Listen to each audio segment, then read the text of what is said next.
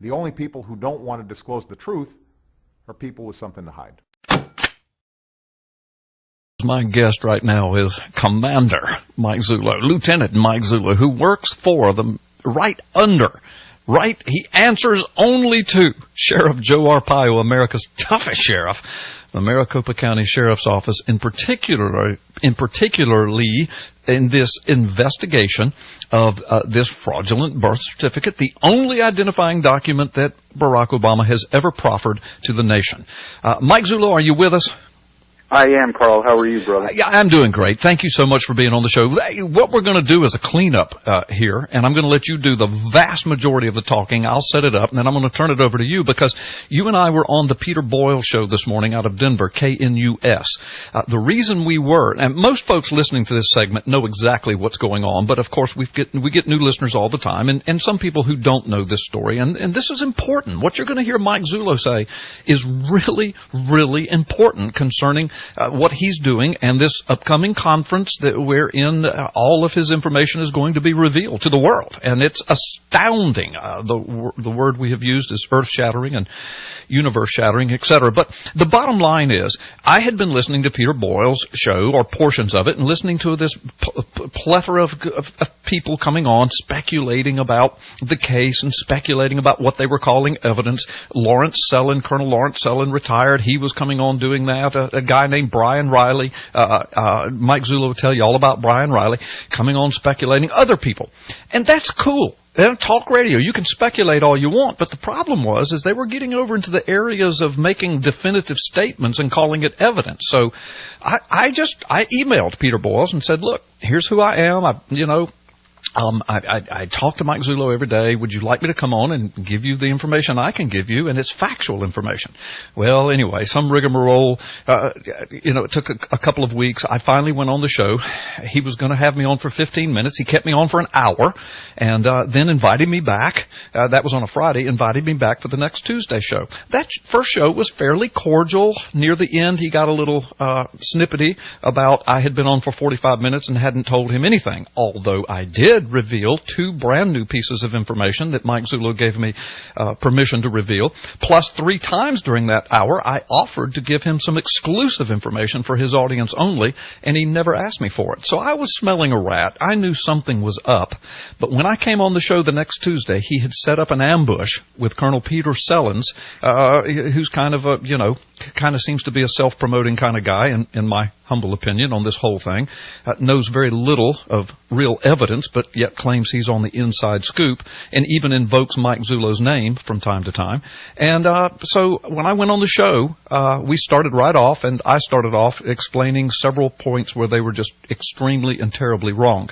The problem is from that point forward, they just double-teamed, trashed me, tried to shut me down, overtalk me, filibuster, etc., until Peter Boyles finally just cut me off the air, which I knew was going to happen. I told Mike Zullo before I went on, I said, they're going to cut me off the air. That's what they're going to do. They're not going to be able to handle the truth.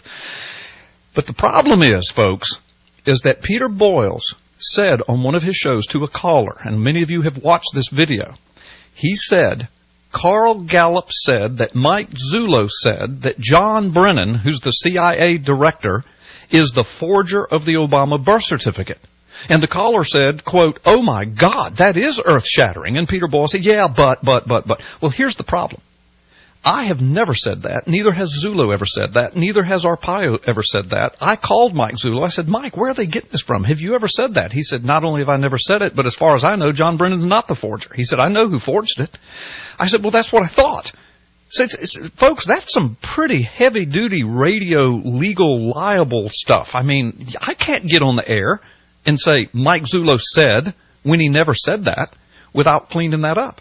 So the bottom line is some emails were sent to the station, the legal department from Zullo, Maricopa County, etc., saying, look, you got to clean this up. So Boyles gets on the phone with Zullo and says, hey, I'm going to have Carl and you, Mike, I'm going to have you on. I'm going to apologize to Carl for the way I treated him. We're going to clean up that whole John Brennan thing. I got to get this right. Zullo says, fine. So Mike and I went on the show this morning. We had what I'm going to say, Mike, a cordial conversation with him, about 20 minutes, but he never apologized, and he never even mentioned the John Brennan, the legal point, the libelous point. He never even mentioned it. All right, that's the setup. Mike, I'm going to turn it over to you because there's a lot of stuff with this Brian Riley and everything I just said and what is evidence and what's not and the whole bit. Now you get the rest of the time, Mike. Well, Carl, I thought today was actually a meaningless interview. I knew right from the beginning when he introduced me on the air, you don't have to give me any kudos, but you certainly do the man I work for. Right. And he introduced me on the air like I was just some other guy, like a Lawrence Sellin. As a matter of fact, he gave Lawrence Sellin more honor than he did me and Sheriff Arpaio by the way of introduction. He just introduced me as by name, never made any reference, actually just asked me, how did you get involved? Right. As if you don't know. Right. You've only been following this, according to you, 5 years, pounding the pavement for 5 years, and you don't know. So I knew the setup was there right from the beginning.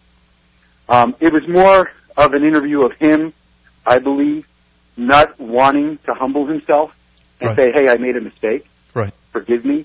It was, let's see if I can gloss this over and give the impression that we're all singing Kumbaya. Right. Well, yeah, he basically said that. He said, what did he say? He said, I recently had a show, I wasn't proud of how it sounded. Well, that could mean several things. It could mean I didn't like the way Gallup sounded. I wasn't proud of it. And then he said, but we're all on the same page here, and I just want to make that clear. Well, that's not an apology, and you and I are not on the same page with him in everything, and he never dealt with the John Brennan legality, the potentially liable situation. Well, I mean, that comment that he made, that he had the inability to recall making only 45 minutes earlier, was, to me, almost devastating. First of all, I would never publicly go out there and make an accusation like that. That would be done from the Sheriff of Maricopa County. I'm going to tell you straight up, that never occurred. He is not involved that we know of, and we would never say anything of the sort. Right. So that kind of information he got, because the show is really what it is. It's a bunch of guys sitting around a table that should be wearing house dresses, put their hair up in curlers, and eating bonbons. Right. And speculating. Table. Yeah, and speculating. Table. Right. Exactly. It's pure speculation. There is nothing new under the sun on his show for the past 2 years. Right. And the other amazing thing to me is if he truly was what he represents as someone who is on top of this and fighting for this, I've never gotten a call from him in 2 years asking me to go back on his radio show. Right, right. Never even a call to say, hey, could you tell me what's going on? Right. Nothing. And one of the things that he did when I was on the show, he continually questioned my connection to you as though I were just lying when I said, look, I talk to Zulo almost every day. And sometimes it's for 10 minutes, sometimes it's for an hour. And then, no, you don't. Who are you? What are you? That kind of stuff. Well, Carl, I personally, I have a couple different views on this. Some, we'll talk about privately, but I think he has an issue with you as an issue of your occupation. Yeah. I think he has an issue with your belief. That may be. And I think he just really wants to prove you to be a liar. Right. And I think that was pretty evident, too, with his second guest that he had on, Brian Riley. I mean, there's a whole backstory to Brian Riley. Well, tell us the backstory. Well, Brian Riley was on the board of the Surprise Tea Party when they came to Sheriff Arpaio and asked him to look into it. Brian Riley had the idea to bring Jerry Corsi. That's Brian Riley's claim to fame and only claim to fame in this whole episode. Mr. Riley, though, has a unique ability. He can't get along with anybody. Mm-hmm. Mr. Riley was a very destructive, divisive force in the Tea Party. We were getting complaints. My phone was ringing from them, not knowing what to do with him. And they were at a point where I understood they were having a meeting because they wanted to remove him from the board and fire him from the board. Mr. Riley is also a self-described political activist.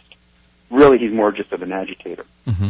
At that point, Mr. Riley was also firing off letters to representatives and county attorneys and all kinds of nonsense with this.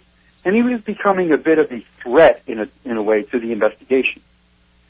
So I wish in hindsight, I never made this call. I was advised against it by Chief Brian Sands, but I did it anyway. That's Chief Sands with the Maricopa County Sheriff's Office, right? Correct. Okay. I decided that what I wanted to do was neutralize Mr. Riley, put Mr. Riley in a cardboard box, if you will, and put him off to the side.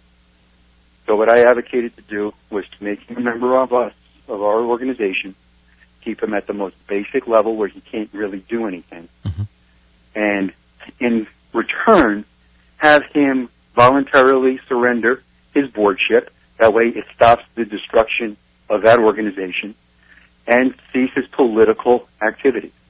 Because when you're dealing with us now and you're part of us and we're in this investigation, you can't, by our policies, engage in those activities. Right. That's what happened. In my mind, I thought I can keep this guy under control. So I gave him busy work to do. There is nothing of any significant value that Brian Riley ever contributed to this investigation. Right. There is no information that Brian Riley gave that's ever been utilized to any extent in this investigation.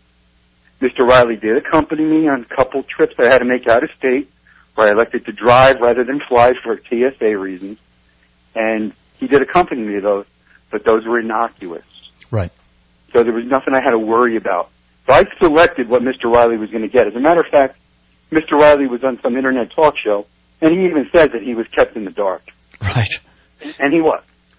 But he appears on Peter Boyle's show as some kind of an expert, and Peter treats him that way, as some kind of an expert, basically exalting Riley, who knows nothing, and trashing you and trashing me and those of us who do know what's going on. You know,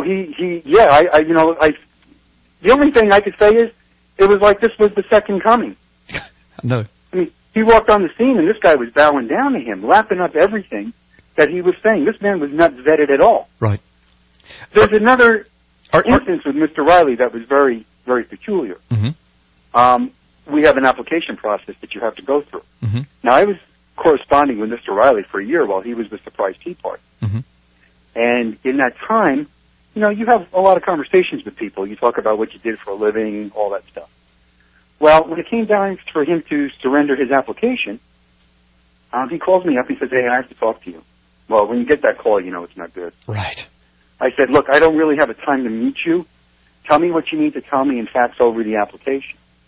He proceeds to tell me that he was a reserve police officer in a county, or in a town around the Seattle, Washington area, I believe in the early 90s, and was terminated from that position.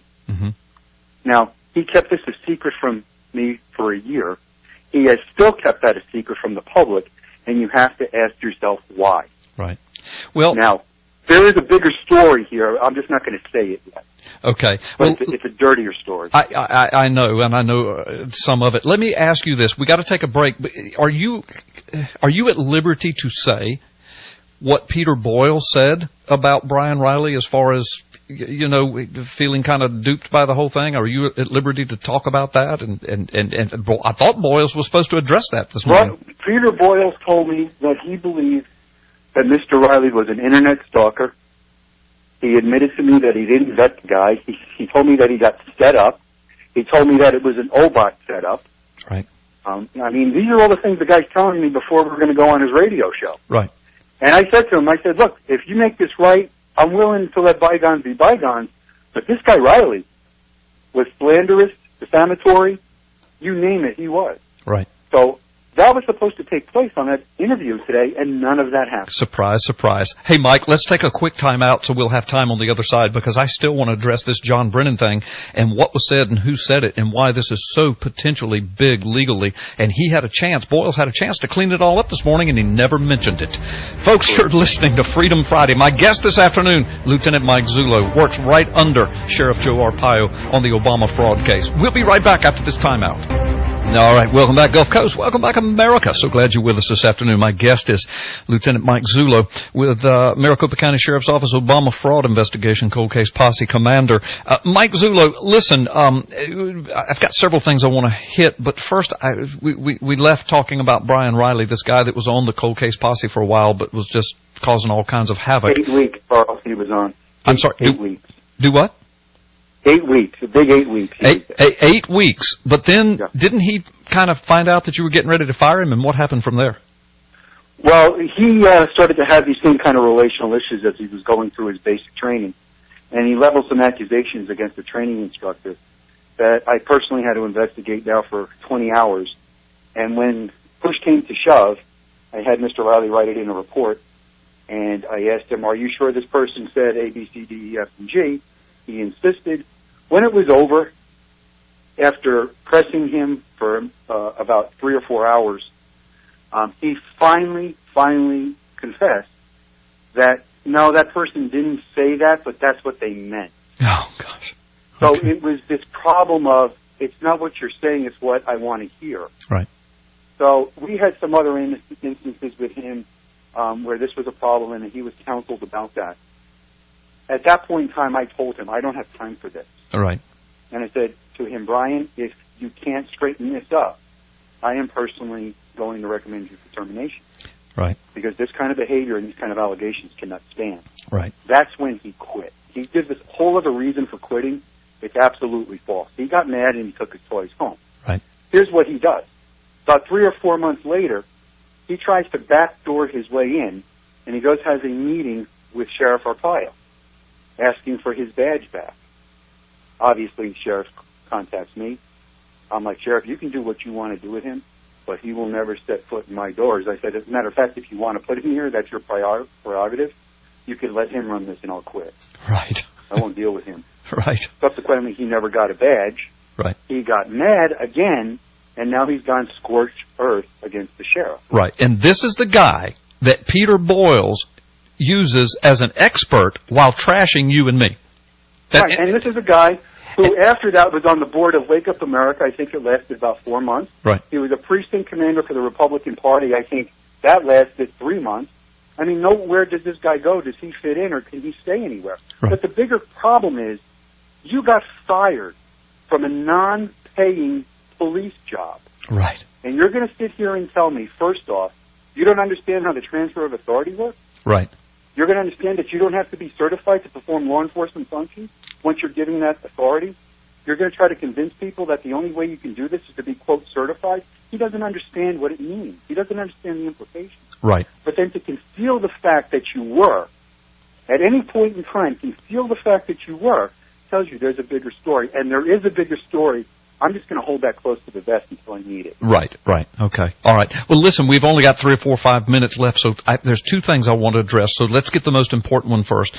People are going to want to hear from your mouth just some kind of little update on where you are and what's going on. And I know you're not going to name dates for conferences, but just tell people what you want them to know about the fluidity of this case and the fact that, you know, it's still going on. You haven't given up. It's bigger than ever, et cetera. You speak your words.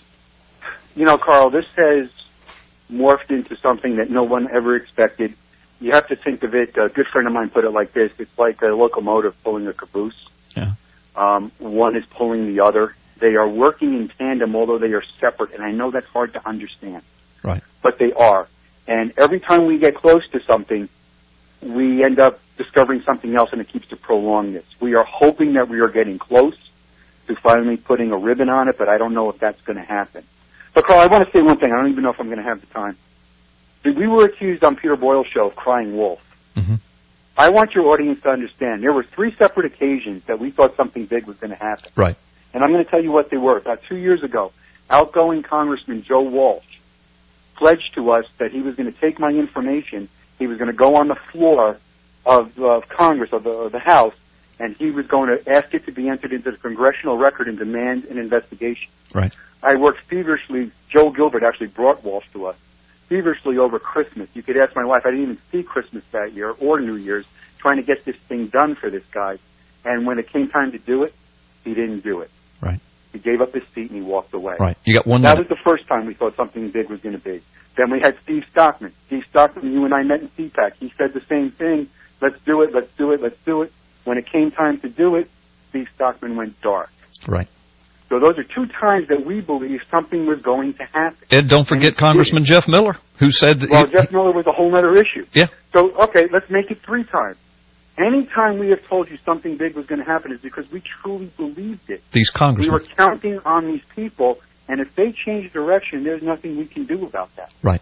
So I just want to let your audience know, it's by your graciousness that they're even hearing what's going on in this investigation. Well, thank you. We're trying to keep them informed. But if you want to run this game with us, if you want to run this race, You're going to have to be big boys and girls and roll with the punches that we have to roll with. Right. And you can't get mad if something changes because it is so fluid. And the bigger it gets, the more input other people contribute. And then you have to deal with personalities, agendas, and schedule. Right. Right. Mike, we're out of time. We're out of time. I'm so sorry. Folks, listen, you've been listening to Freedom Friday. Mike Zula, we're going to have him back. We're going to talk more about this. The only people who don't want to disclose the truth are people with something to hide.